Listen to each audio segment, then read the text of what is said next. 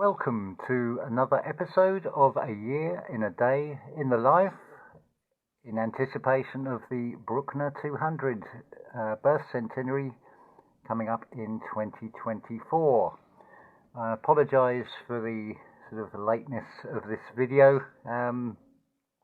Here at WAB-ART University we rely on solar panels, so cloudy days does make charging devices a little bit difficult, but all part of the challenges of life. So we're looking at this second week in October, the 11th of October, between roughly about 3 and 3:30 in the afternoon. Anton Bruckner passed on the 11th of October in 1896. Then on the 12th of October, the completion of the orchestral march in D minor in 1862, and amazingly, that was not performed until 1924 on the 100th anniversary of the birth of Anton Bruckner, along with the 3 orchestral pieces and the symphony in F and the symphony in D minor, known as Die Nulte, or the Nullified Symphony. Originally, when I was going to make this video, I was going to mention about another event which happened on the 11th in 1921. That is the first performance of Psalm 22. You'll more likely know this as Psalm 23, but under the Vulgata it is classed as Psalm 22. It's the only one of Bruckner's psalms that's set with a piano accompaniment to the choir and soloists. It's a delightful little piece, and originally when I was going to make this video, I was going to say, unfortunately, there is no available recording of it. But something said to me, have a check again. So I thought, let's put in Bruckner Psalm XX11. So it gives a suggestion of Psalm 22, and I clicked on it, and to my delight, there is now a recording. A group called Kalmus Ensemble have done a beautiful recording. It's only 6 minutes long, and I feel if you follow the voices, you can hear that distinct Bruckner sound. It's almost like a little mini symphony in the vocal lines. So just to tell you a little bit more about this piece of music.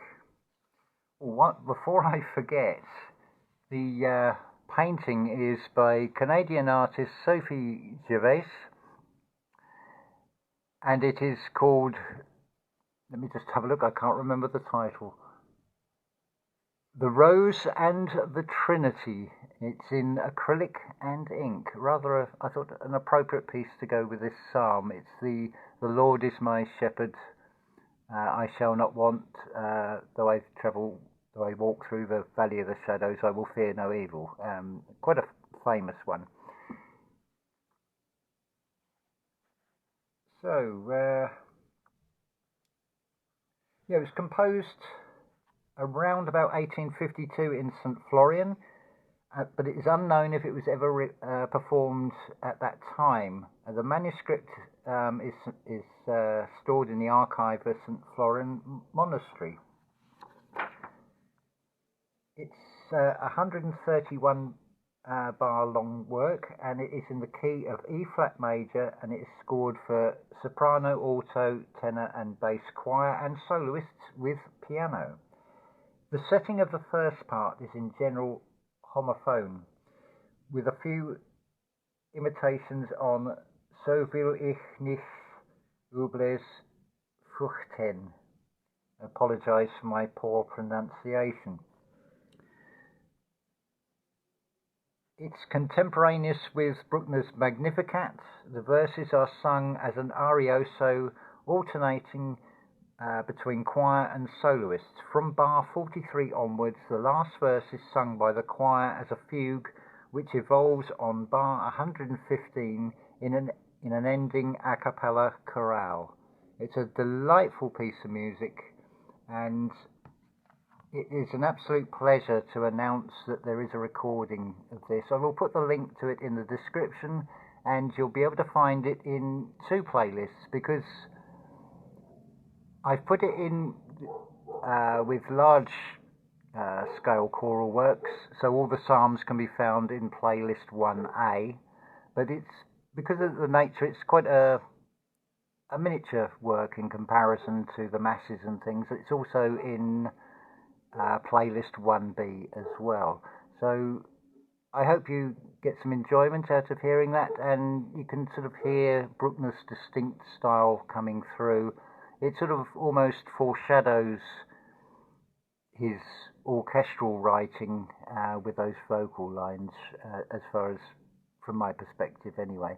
But I invite you to listen to it for yourself, and it thus means that of the first 54 works, certainly as far as the large-scale choral pieces, that was the only one that's missing. There are a few that don't seem to be recordings, or at least not available on YouTube, that I found. But if you do find any that are in under the playlists that are shown as missing, like WAB-3, then please do let me know, and I will add them into the playlists. So I hope you've enjoyed this quick little video and explanation. So for the rest of the month, there is, on the 19th of October, the completion of a vocal work called Nachruf, which is WAB-81A in 1877. I believe that is one where there is no recording available either. Then on the 26th of October, the first performance of Symphony No. 2 in 1873. I feel that may be worth discussion in the next video, and also the first performance of Nachruf WAB-81A in 1877 on the 28th of October. It's quite a lean month, so I will probably fill in this series with maybe we'll look at the 3 Ave Maria settings and make a little playlist out of that. But hope you enjoy looking around the channel. You'll find it's more than just Bruckner. There's also other composers which I'm slowly adding playlists to, playlists for the different composers, and also under various conductors and orchestras as well. So do have a look around the playlist section and enjoy the music.